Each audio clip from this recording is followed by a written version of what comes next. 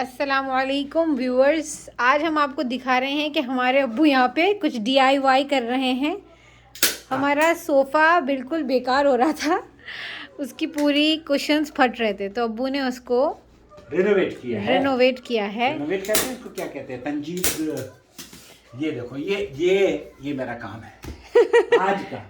ये आज deserve at least क्या, you deserve a big like and thumbs up and share. Okay. ये घर का काम मैं करता हूँ। वैसे ये जो खराब था ना सोफा, उसकी हालत देखो, ये थी फटी हुई, ये फट गया था। और मैंने इसको चेंज किया है YouTube पर देखकर। YouTube बहुत काम की चीज है। तो आप भी YouTube पर देखकर अपने सोफे को ऐसा नया कर सकते हैं। और उसको, ये नीचे से ढीला था तो इसको नीचे से ढीला कर मैंने इसको क्या किया है, यहाँ पे ये लगा दिए, ये टाइट। जो इसके पीछे पहले वो थे ना, पुराना जो उसका कपड़ा पुराना था, जो कपड़ा था, वो इसको टाइट कर दिया है ताकि ये नीचे अब बैठेगा नहीं। देखो, हो वाह वाह वाह, जबरदस्त हो गया ऐसा ये। लग रहा है जैसे ये। तो आज आपकी जो सैटरडे की लाइव जो थी वो आपने कैंसिल करके यहाँ फैमिली में एक हेल्प की है।